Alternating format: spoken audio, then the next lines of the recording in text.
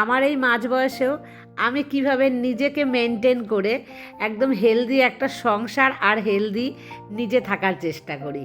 তো সকালটা ভীষণ ব্যস্ততা থাকে প্রত্যেক দিন, যতই একা থাকি না কেন ভীষণ ব্যস্ততম সকাল আমার থাকেই থাকে। প্রত্যেক দিনে যে কাজকর্মগুলো একদম পাই টু পাই যা যা করি সবটাই তোমাদেরকে আজকে আমি দেখাবো। তো তোমরা কিন্তু আমার সাথেই থেকো।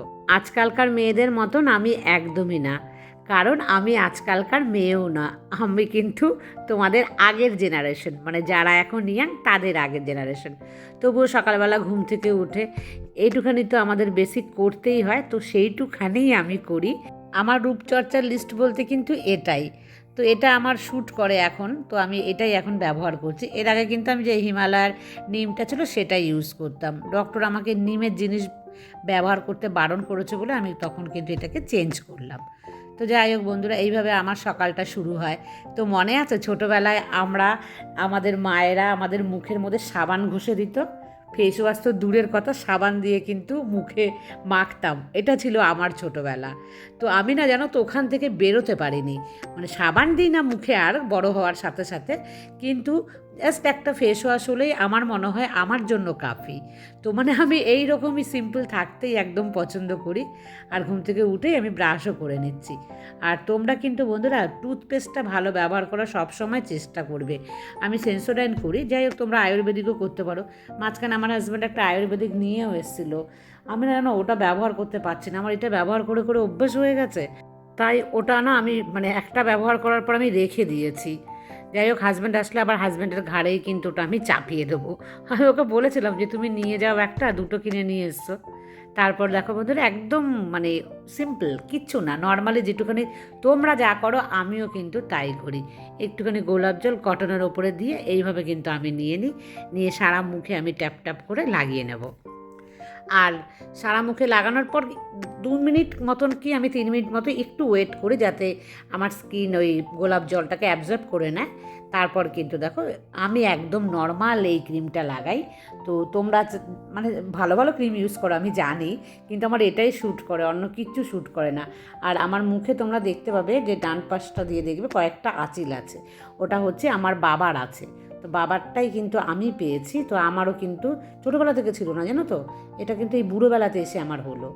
যাই হোক বন্ধুরা, আমি তো লাগিয়ে নিয়েছি ময়েশ্চারাইজার, আর তোমরা কিন্তু এর ওপরে লাগাবে অবশ্যই সানস্ক্রিন আমি মেখে রাখতে পারি না, প্রচুর ঘাম হয়। আর আমি এখন তো একদম ঢাল তরোয়াল নিয়ে সমস্ত কাজে লেগে যাব, তো আমি আরও কিন্তু ঘেমে যাব। যাই হোক বন্ধুরা, চলো এবার কাজে লেগে পড়ি। সকালে একদম স্টেপ বাই স্টেপ আমি কিন্তু দেখাচ্ছি তোমাদেরকে, আগে উঠে কি করি তারপরে কি করি। আর এই যে জানলার আমি কেন খুলতে পারি না, সাপ এসেছিলো তোমাদের কিন্তু আমি বলেছি, সেই জন্য আমি আর ওইদিকে জানলা খুলি না, ওইদিকে জানলার মধ্যে সাপ পেঁচিয়েছিল। কারণ ওই জানলাটার বাইরে একটা সুপুরি গাছ আছে, আর ওই সুপুরি গাছের যে পাতাটা আমার দেয়ালের টাচ হয় ওই জানলার ওখানে দেয়ালটাতে, তো ওখান থেকে কিন্তু সাপটা এসেছিলো। আর সেই যে ভয় আমার ঢুকে গেছে, সেই ভয় থেকে কী বলতো আমি আর খুলি না ওদিকে জানলা, মানে যখন আমি ধরো জানলার কাছে বসে আছি বা সোফায় বসে আছি তখনই আমি খুলি, আর না হলে খুলি না। কারণ ওখানে মহা বিপদ একটা হতো। আমার মেয়ে জানলা খুলতে যাচ্ছিলো, হঠাৎ করে দেখেছে জানলার বাইরে মানে গ্রিলের মধ্যে কী একটা পেঁচিয়ে আছে, সেই লাউ ডগা সব বলে না সরু সরু, তো সেটা। আর চলো বন্ধুরা তোমাদেরকে একটু দেখাই আমার এই অ্যাকোয়াগার্ডটা কীভাবে আমি ইউজ করি। সাকিনাও বলেছিল, তো একবার সাকিনার সাথে সাথে তোমরা সবাই দেখে নাও। এই যে দেখতে পাচ্ছ দুটো পার্ট, এই পার্টটা হচ্ছে গরম জলের মেশিন কিন্তু এখানটাতে, আর ডান দিকেরটা হচ্ছে নর্মাল জল যেটা সবসময় খাই।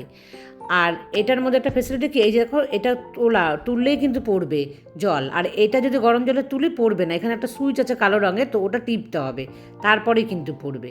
আর এটা দেখো এই যে অন হয়ে গেল গরম জলের, তো বেশিক্ষণ কিন্তু টাইম লাগে না, মিনিট খানেক মতো লাগে, এর থেকে বেশি দেওয়ার কোনো প্রয়োজনই নেই। মিনিট খানেকের মধ্যেই কিন্তু প্রচুর জলটা গরম হয়ে যায়।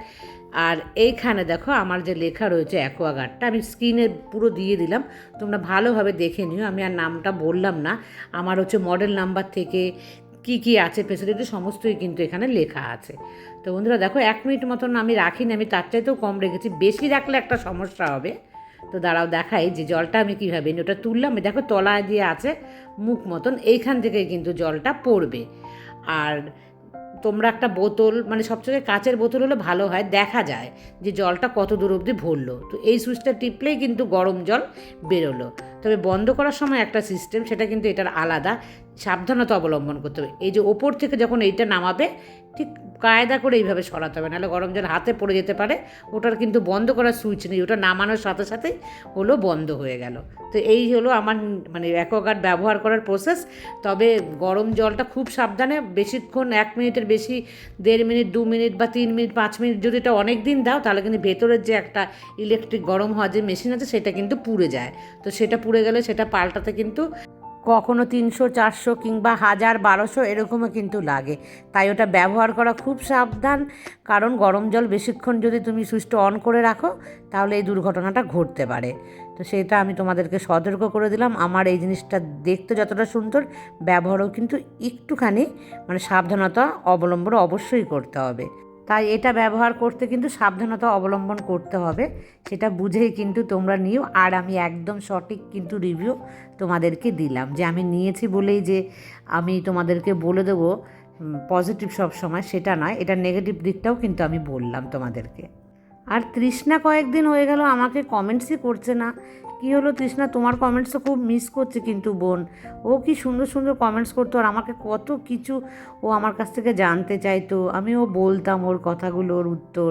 তো মিস করছি তোমাকে অনেক। আর দেখো তো সকালবেলা কিন্তু আটা আমি মেখে ফেললাম। সকালবেলা ঘুম থেকে উঠে যদি আটা মেখে রাখি না, আমার এত সুবিধে হয়। যখনই হেনা আসুক না কেন, কী হয় বলো তো, আমি তারপরে হেনা যাওয়ার সাথে সাথে কিন্তু আমি রুটিটা বানাতে পারি।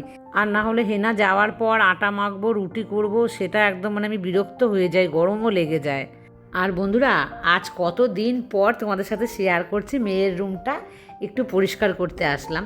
আমি একদমই কিন্তু এই ঘরটাতে আসি না, আমার কি যেন তোমাদের বলেছি যে মেয়ে না থাকলে আমার ভালো লাগে না এই ঘরটাতে আসতে, একদমই না। হেনাই পরিষ্কার করছিল, হেনাই সমস্ত কিছু করছিল। ওই মাঝে মাঝে আমি একটু জাস্ট ওই হেনা পরিষ্কার করতে গেল, বা আমি হয়তো এসে একটু জানলাটা খুলে দিলাম, এই আর কি। তাছাড়া কিন্তু আর কিচ্ছু করছিলাম না। এবার তো এই ঘরটা আবার একটু মুছে টুছে রাখি, কারণ হচ্ছে মেয়ে আসবে। তবে মেয়ে এই ঘরে থাকবে না, যেহেতু এই ঘরে এসি লাগানো নেই। আর মেয়ে কি বলছে বলো তো, মানে আমাকে বলছে, ওর বাবাকে বলার সাহস নেই, আমাকে বলে পাপাকে বলো আমার রুমে একটা এসি লাগিয়ে দিতে। আমি বললাম তুই তো থাকিস না, তুই যদি কন্টিনিউ থাকতি তো এতদিনে লাগানো হয়েও যেত তোর ঘরে এসি। যেহেতু তুই থাকিস না, এই ঘরে এসি লাগালে বেকার বেকার এসিটা থাকবে, ব্যবহার খুব কমই হবে, হবেই না বলতে গেলে। কারণ আমার এই ঘরে থাকতে একদমই ভালো লাগে না। তো মেয়ে বলছে যে না আমি গিয়ে তো থাকবো প্রতি বছরই 2 মাস। তাই আমি বললাম এখন না বাবা, আরেক মানে কয়েকটা বছর যাক, একটু বুঝে শুনে তোর চাপটা সামলে নি, তারপরে ঠিকই লাগাবো ঘরে, তোর ঘরে এসি। তো মেয়ে তখন বলছে আচ্ছা ঠিক আছে, মেনে গেছে মেয়ে, তবে হলে খুশি এই আর কি। যাই হোক, ওর বাবাকে আমি বলেছি, মেয়ে এরকম এরকম বলছে। আর জানো বন্ধুরা, আমাদের 3তলার রুমটা আছে না, আমি তো তোমাদের সাথে কোনো দিন শেয়ার করিনি, ওখানে যেন আমার একটা বিশাল বড় কিন্তু কুলার আছে। আমার প্রথমে কুলার ছিল, নিচতলার যে রুমটা ওখানে লাগানো ছিল, বিশাল বড় মানে বিশাল বড়ই একটা কুলার। তো ওই কুলারটা ওর বাবা মজা করে বলছে এনে মেয়ের এই ঘরে লাগিয়ে দাও মেয়ে যখন আসবে। মেয়ে বলছে অত বড় কুলার আমার ঘরে রাখার কোথায় জায়গা, আমার তো ঘরে রাখার জায়গা নেই। ওই কুলারটার একটা স্ট্যান্ড আছে, স্ট্যান্ডের উপরে রাখা, তো স্ট্যান্ড দিলে রাখা যাবে না। মেয়ের যে এই রুমের যে মানে টেবিলটা আছে, এখানে টেবিল সরিয়ে দিয়ে এদিকে রাখা যেত। তবে কুলার কিন্তু একদমই ভালো নয়, ব্যবহার করলে জল প্রচুর ছেটে ওটা থেকে। তো আমার গায়ে প্রচুর ছিটতো, আর আমার ওই খাটের মধ্যে ছিটে ছিটে জল আমার খাট কিন্তু খারাপ করে দিয়েছিল, জানো তো। আমার ওই যে বেডরুমের দেখো না খাটটা, ওই খাটটা। তো যাই হোক, তোমরা কারা কারা কুলার ব্যবহার করো, কুলার আর এসিই হয়। আমার হাজব্যান্ড ওদের ডিফেন্সের ক্যান্টিন থেকে যেন কিনেছিল বিশাল বড় একটা কুলার, ব্যবহারও করেছিলাম 2-3 বছর, তারপরে কিন্তু কিনে নিয়েছিলাম এসি। আর ওই এসিটা নিচের ঘরে লাগানো ছিল, উপরে যখন আসলাম, উপরে থাকা শুরু করলাম, তখন থেকে কিন্তু উপরের ঘরে লাগানো। আর প্রথম দিকটাতে আমি তো বেশি ব্যবহার করতাম না, আমার যেহেতু ঠান্ডার ধাঁচ।